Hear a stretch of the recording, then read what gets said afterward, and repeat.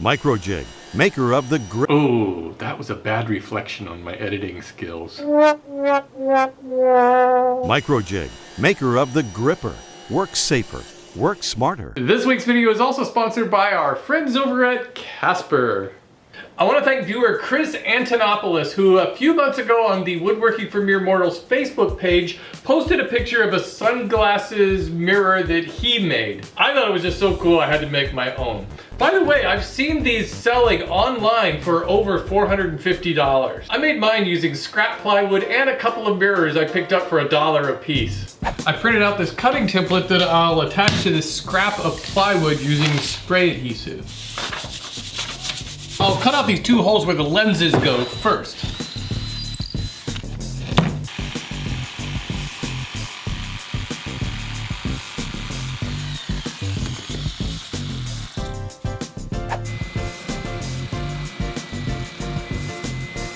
I need to make a real shallow ledge along the back side of this piece to hold this real thin mirror. To do that, I'll use this rabbiting bit in my router. I'll just lower it to the height of this mirror.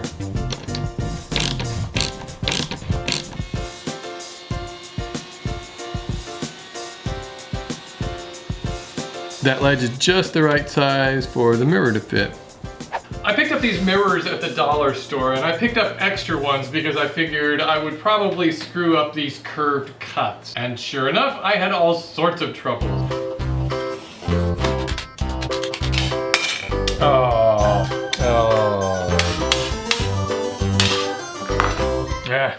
Until eventually I finally did what I should have done in the first place and watch a guy on YouTube cut glass. As it turns out, cutting curves in glass is not that difficult at all. See? All you gotta do is watch some random guy on YouTube do something and you'll become an expert.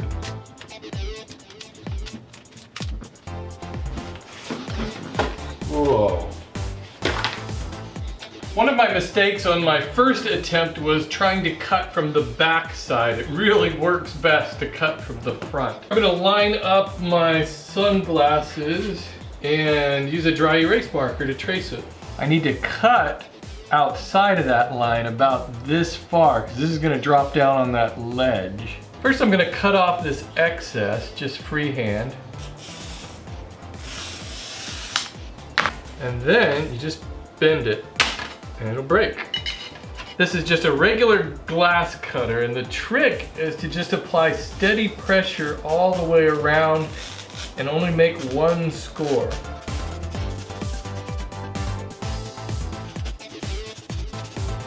I need to get the center piece out, so first of all, I'm gonna just break away some of this.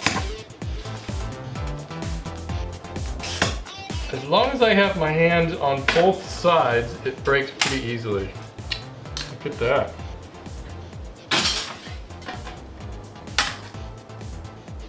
That's it. That is surprisingly easy. I want to round over these inside edges before I put the mirrors in.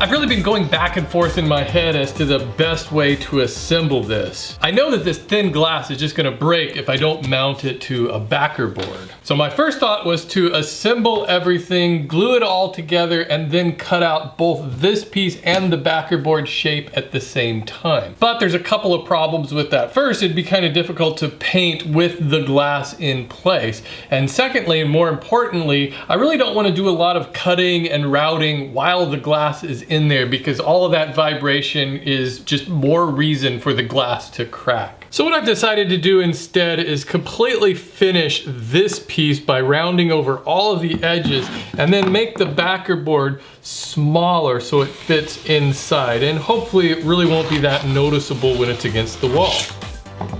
And I want this piece to fit inside, so I'll just make another line to cut on.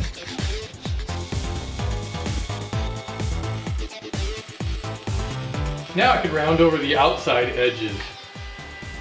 Okay, the idea here is that I'll put the glass in and then I'll be able to attach this backer board. And hopefully you won't be able to see that when it's on the wall. I want this to be a really glossy black, so I'm gonna try out this black lacquer paint. I'm gonna glue the mirrors into place using an all-purpose glue. I tested this on a sample and it works really well.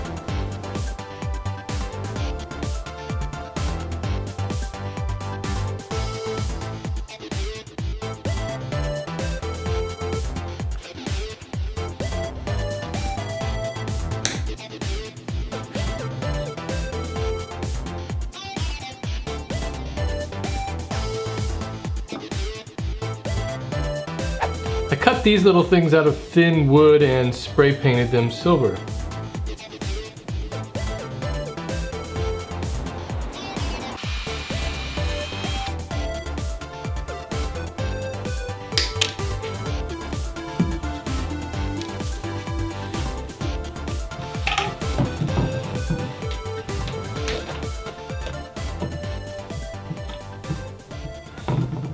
There was once a time I wouldn't have wanted a mirror in my bedroom to see myself first thing in the morning. But now, I like looking at myself in the morning. Do you know why? My Casper mattress. You guys know that I've been sleeping on this mattress for months now. It just gets better and better. I sleep all through the night and I never wake up with that backache I used to get on my old mattress. Remember, it's a combination of latex foam and memory foam. Two kinds of foam goodness. Probably should have taken my shoes off for that. You guys already know Casper's risk-free trial and return policy. Try sleeping on a Casper mattress for 100 days and see if you like it. Free delivery and the mattresses are made in America. And don't forget, you can take $50 off your first mattress just by going to casper.com/woodworking. By the way, those of you who have taken advantage of that offer, let me know down in the comments how you like your Casper mattress. It's a great company and you'll get a great night's sleep.